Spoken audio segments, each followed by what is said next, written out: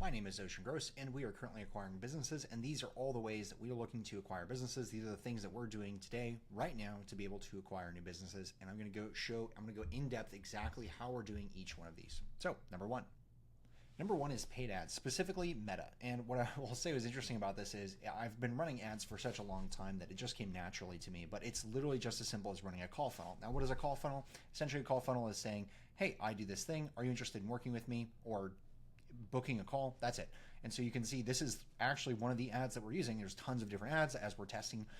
But hey, if you're in this industry, I want to buy your business. Here's what you don't know, a little bit of information, and schedule a 30-minute call. That's the call to action, is book a 30-minute valuation call. We'll show you what your company's worth. Now, it's important that we know on these calls, we can't give them a firm number, but we can kind of give them a range based on what their current situation is. And that's all, of course, not something that we necessarily talk about publicly. So if you're watching this and we're having a conversation about acquisitions, this is not for you. Click away. But it's a very basic picture. And this is actually a derivative of AI. So what I mean by that is I put in, here's what I was looking for, and AI spit out probably close to 50 different variations that I was looking for. And this has been something that's instrumental as of right now for Meta ads. You put in a very small amount and you're going to get a ton out, meaning you want to test a ton of different angles. You want to test 50 different angles, and they're very niche angles. So are you struggling with cash flow? Are you struggling with hiring? Are you struggling with marketing? And you want to sell your business, then this is for you. So if you're an accounting firm doing over $2 million a year, we want to buy your business. Now, $2 million is important. Anything smaller than that, it doesn't make a ton of sense. Now, this is not our cornerstone acquisition. So a lot of time, the way that most acquisitions go, we're in what's called a roll-up, but you would take the companies that you'd want to buy, and you would find your large acquisition, and then you'd have what's called bolt-ons. And so you'd have these small little bolt-on companies that you would be absorbed. If you've ever played this, there's this game called something.io. I cannot remember the name of it, but it's like these dots that used to go around the screen, and it would just go gobble up all the smaller little ones, and then this dot would become larger. And so that's usually how acquisitions goes. You'd find your large one first, but we're actually going about it a little bit differently, not for any particular reason, just because that's what we want to do.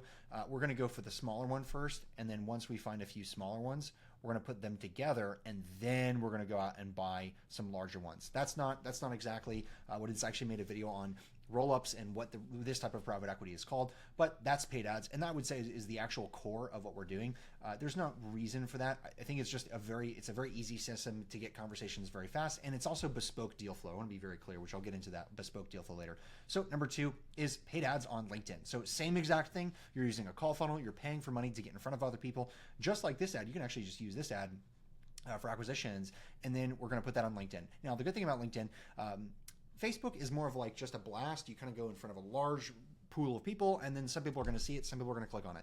LinkedIn's like a laser pointer. You can just point exactly who you want to talk at. I want to talk at organizations that are at this size. Now, that being said, on LinkedIn, it's like 5 or 10 times more expensive. I don't know the exact numbers, but it is substantially more expensive to run those same paid ads to a Calendly page. But it's super simple, just a calendar link on paid ads versus LinkedIn. So that's number two.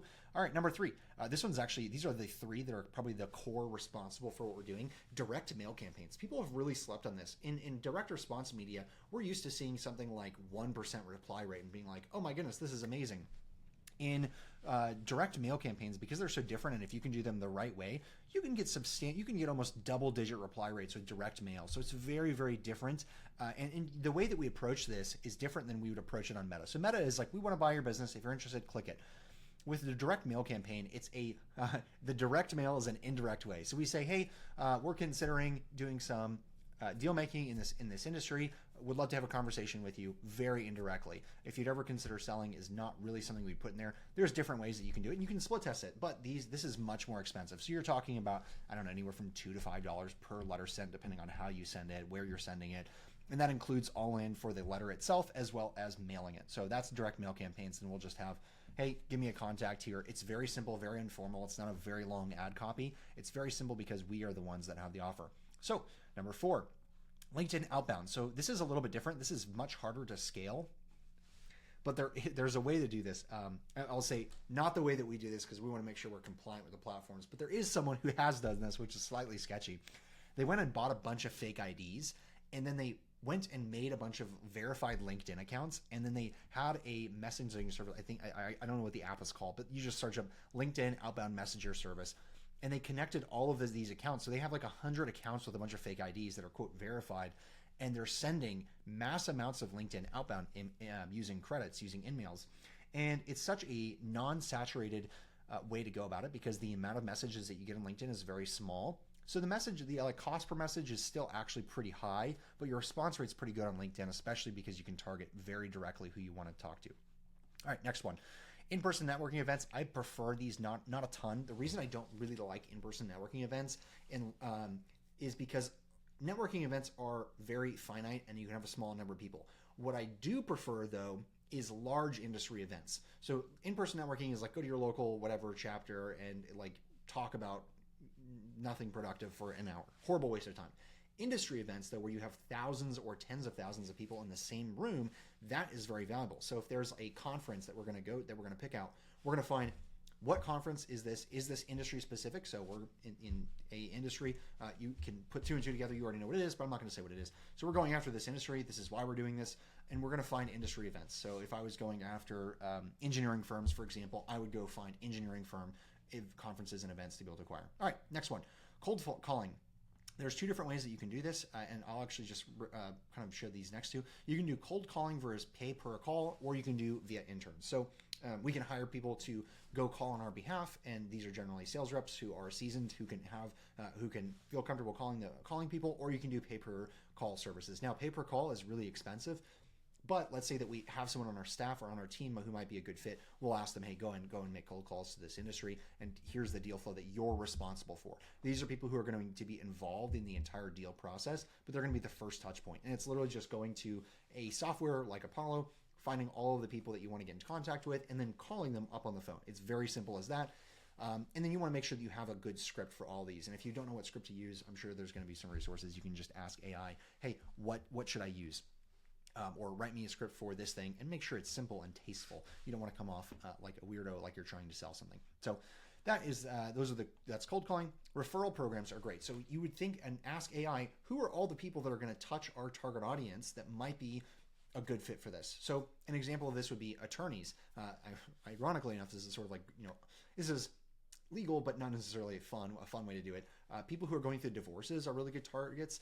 The reason why is because sometimes they want their assets to be protected, or whatever reason that they may have going through the divorce, they want to just sell their business, or maybe they're retiring, going through a hardship. So you can talk to attorneys who are divorce attorneys. You can talk to bankruptcy attorneys. Bankruptcy is a way that you can do investing. I don't necessarily, we're not specializing in bankruptcy investing. That is a way to do that. We're not really touching that, but that's one thing that you could do.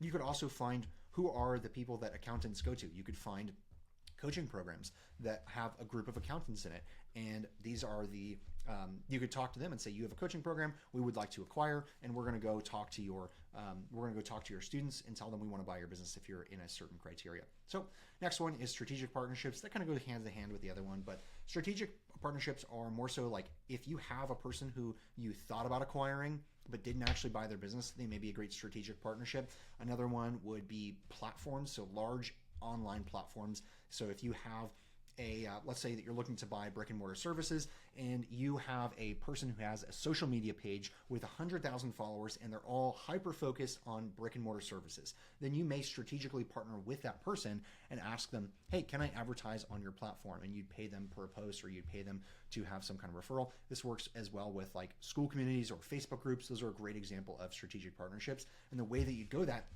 is you'd go onto Facebook and you'd look up these industries, blank industry Facebook group or blank industry networking, and then you'd go find those Facebook pages, go in there, message the person who owns it and says, hey, would you be opposed to selling your Facebook page, Facebook group? Because a lot of these Facebook groups can be kind of dead, as in the management's not there, but they still are actively being posted. So they're not managed, but they have posts. Those are great ways to go about it. You could do school as well. You could say, hey, I want to go find a school community, and I want to go find a group of these people, and I'm going to message them and say, hey, I'm interested in purchasing them. Would you let us make some posts in here? These are, we'll respect your rules, respect your community.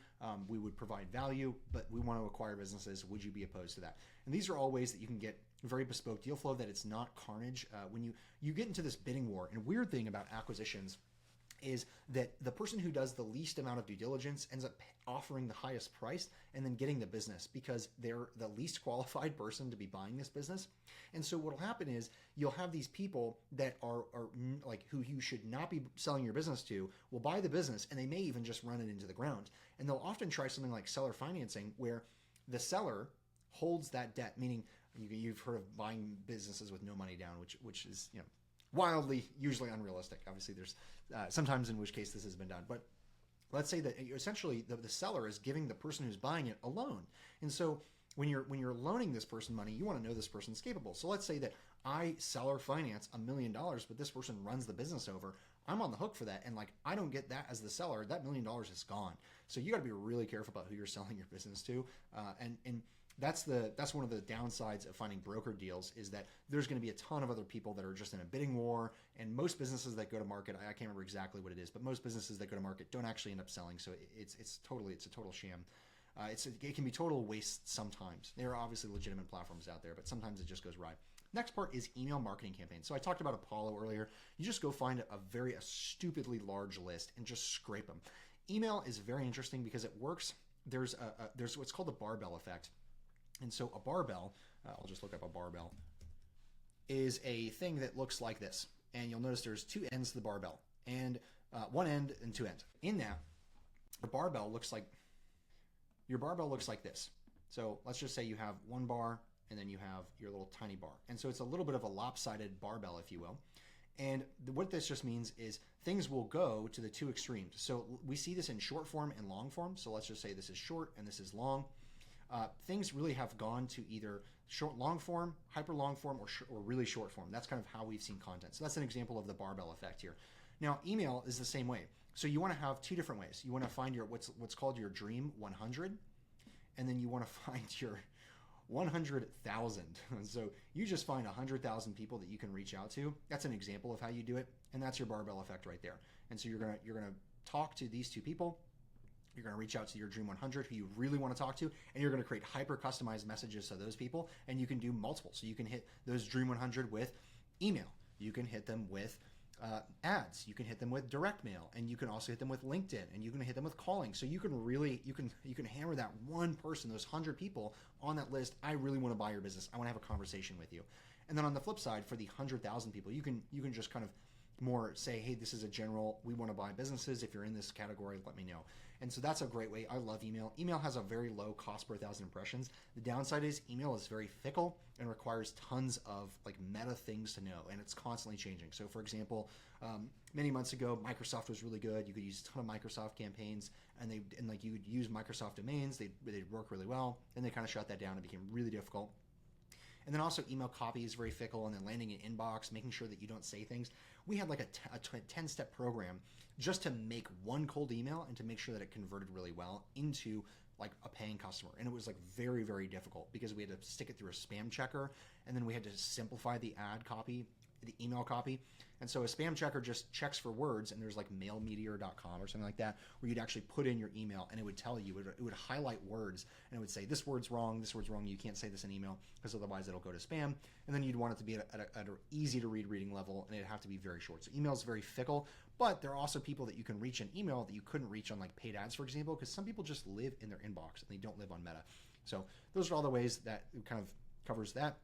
All right, industry sponsorship. So this is a little bit different than the networking event. So if I go to a large industry event with like 10,000 people, I may not be able to sponsor that, or may not want to sponsor that, but I may just sponsor some events with my target audience in it. That's a great way to do it. I don't necessarily recommend it. We're not really focusing on this in terms of like 80-20. This is like, I don't know, 1% of our deal flow. Like we're not even focused on this. If we have something that comes our way, we might do it. So last but not least is warm introductions from existing networks. So this would just be like making a post on social media. Hey, we're looking to acquire, and we've done this. I've done this as well.